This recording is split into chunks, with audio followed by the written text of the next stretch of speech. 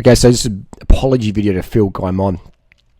There was some banter recently online. This is I guess this is a bit of a follow-up video. So again, me and Cookie Man, we're on the same boat. We're cyclists. We like, minimizing car culture, riding bikes, getting on Strava, talking a bit of banter, a bit of trash talk and WWE style stuff like that. So, apology to Phil. I didn't apologize to him in person. I just said, look, mate, we're on the same team. Let's just keep it good. I don't believe the times you're doing is just on cookies and water. That's just my opinion. And I said that private. He lost his cookies in public on that one. So then I was like, okay, we'll do the WWE style back and throw. But look, I don't care if people are out there. I've got friends who use enhanced cookies. EPO. I've had people I know personally of EPO. I've raced against guys in EPO. I used to race in Belgium. I know what the deal is. I've got no problem with that at all. I've got no problem. I'm not the guy who's going to get a clean tattoo and then go and get a contract from a team ran by dopers, ex-dopers, or whatever you want to call them, and then be like, hey, my team's clean. It's like, and then be like, hang on, like, what? And then this whole stuff started. There's a guy in LA. All right, this video might be boring for some of you, but for you cycling nuts out there, this will be pretty interesting. Tune in. There's a guy out there on Strava. I won't mention his real name, but his Strava name is Forthen Sasquatch, and that's pronounced in Aussie language there. And so he got on the hot sauce. He tested positive, got busted, won some good races in the US. Big guy, big unit on a white checker Monda, on the rim breaker Monda. So he got some Strava KOMs, lit it up, launched it up, and then that got Phil all riled up. And so apparently, if I'm wrong, Phil started up this campaign. You can read the interview on Cycling News. I just read it a few days ago. Actually, Cycling Tips, rather. And so Phil started up in this campaign where he's like, oh, that's wrong. Dopers can't take KOMs on Strava. And I'm like, well, anyone can, as long as you're not motor pacing, as long as your data's not corrupt. I don't care if you're using EPO. If you want to take EPO for a Strava segment, good on you, whatever, That's just the risks you take. There is health risk of EPO. There's consequences. There's things like that. So if people want to do that, it's like the downhill Strava segments. If you want to risk your life doing 100k downhill, then you do that. I'm not. But if you do want to do that, then cool. I ain't gonna stand on the side of the road protesting or whatever, or just jump in a car and try and take your KOM downhill. Whatever. You take the risks, then that's you. You do that. You've earned it, really. If you want to be a downhill World Cup mountain biker, you have to be willing to really get, busted up. There's people out there who have big crashes and end up in wheelchairs. Downhill mountain bikers, motocross riders. There's pro cyclists who have horrific injuries. If you want to be a pro, you have to take the risks. I get that. So anyway, so there's this Forthen guy out there, takes the KOM, not full natty bra, and that gets Phil all riled up. Even though Phil's good mates with Tommy Danielson, Zabriskie, all the US Postal crew, all right? The guys who got famous from Lance Armstrong, US Postal, etc. Cannondale brand, famous from Cipollini, Casagrande, all the big hitters of the 90s made Cannondale what it is today, So the Fumik brothers and World Cup cross country. So this whole industry is founded on doping. Right? And I get that, I understand that, and I've got no issue with that. A lot of noobs out there go, oh, I want to see clean riding. It's like, come on, well, go and watch E-grade. If you want to see the gladiators, then gladiators take stuff to be gladiators. This is how it is. If I can watch the movie Gladiator, even the actors are on the gear. Jesus Christ, heck, people are naive. So anyway, so Phil got all triggered that, not that his friends and that were taking gear to get contracts and stuff like that, but that some random dude took some gear for a Strava segment. And so Phil wanted to say doping's wrong, blah, blah, blah. But Phil, why don't you go for, Tommy D's Strava times or Chris Horner's Strava times, etc.? Why don't you go for the... It seems like you probably could do that time now. The watts per kilo you did up Norton Summit, 6.89 watts per kilo. Let's have a look at what Dr. Coyle says about Lance Armstrong. So this is why these times are raising a lot of eyebrows. A lot of people out there going, I can do 400 watts. I'm 90 kilos. That's pretty good, man. Go down to 66 kilos and do 455 watts for 11 minutes like Norton's, or go and do the Gibraltar. Look at Phil's time on the Gibraltar range. Let's have a look at it here. Let's have a look at this time. It is insane. 435 watts at 66 kilos, and Phil's always super skinny. He's skinnier than Froome. 435 watts, solo did a 29-minute up there, and Team Sky, Tour Columbia, man, 27, it's just out of sight. And we look at Froome's physiology, his weight and stuff like that. He's lighter than Chris Froome, pushing more watts. And Chris Froome, some people have doubts about Chris Froome. Some people don't. Some people understand what the game is. It's just part of the deal, man. So So anyway, so this is apology to Phil, bro. Don't take it to heart. You're riding watts per kilo that other riders in the past have done, aka Lance Armstrong. Now, Lance Armstrong never got tested positive. I can't say Lance Armstrong took enhanced cookies. I've got no proof of that. Lance never tested positive. Maybe he's just trolling, saying he did use it. I don't know. He never failed a drug test.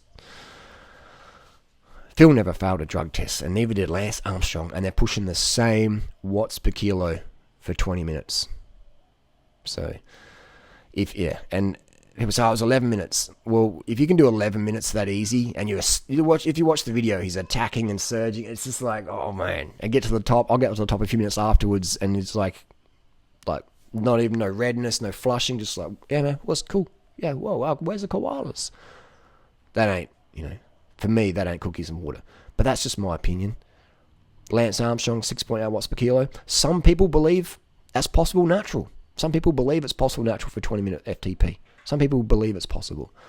And for those people out there who can't believe in miracles, then I have two riders for you, Cookie Man and Lance Armstrong, as living testimonies. Anyway, so if people want to take whatever, but I find it very hypocritical.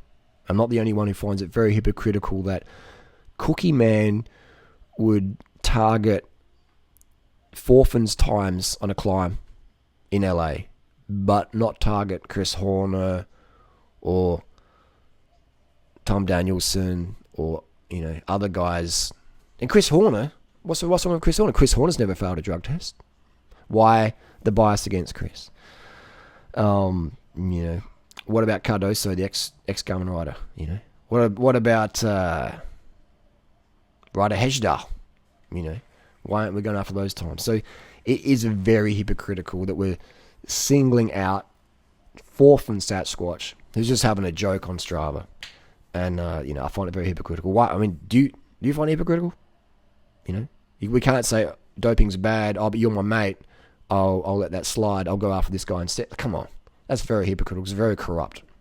And so that's what's causing a lot of discussion. And the hypocrisy thing, it's like, well, if you're going to go after dopers on Strava, then you've got to go after all your old teammates, who are on Strava and go for their times. Because it would only be fair if you're really, anti-doping crusader on Strava with a Superman cape.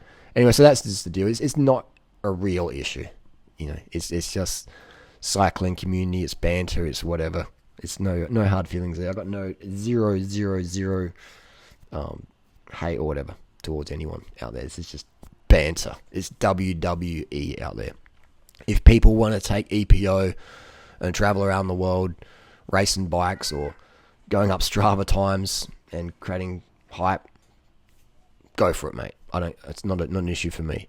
If you're gonna wear a clean tattoo and then say Tommy D is okay, but Forfin isn't, it's like, well, that's hypocritical. That's hypocritical. They're both bike riders.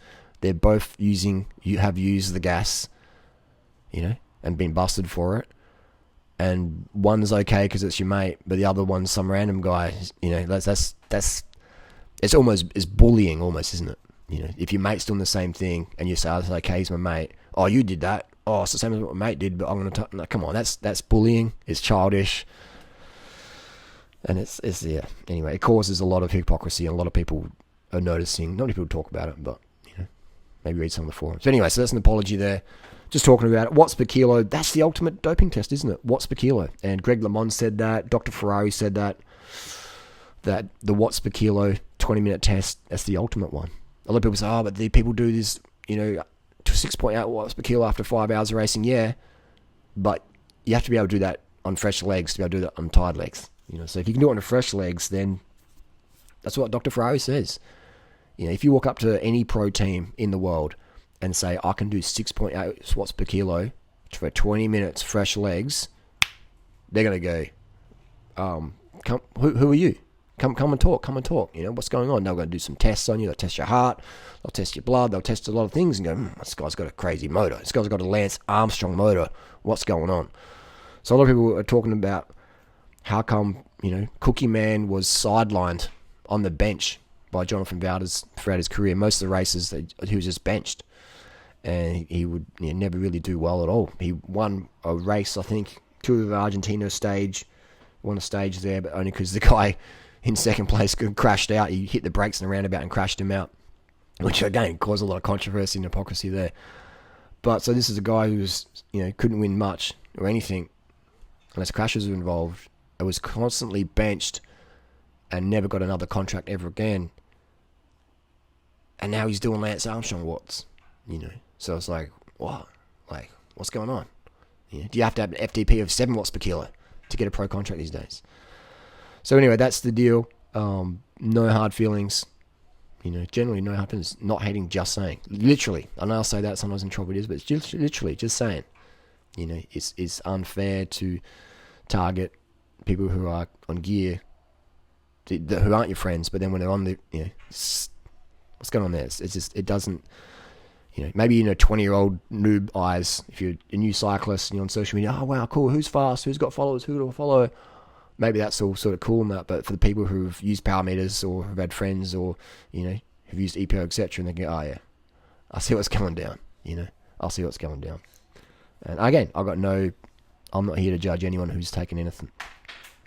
If you're going to have a clean tattoo and do enhanced full natty bra watts per kilo, then I might send you a little message on Instagram and say, hey, come on, is that the appropriate tattoo to have?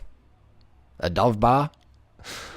I don't know. What do you think? Is it appropriate to have a Dove bar tattoo on your arm and have the same 20-minute FTP results as Lance Armstrong? Maybe we can get Lance Armstrong on the podcast and he can share his opinion.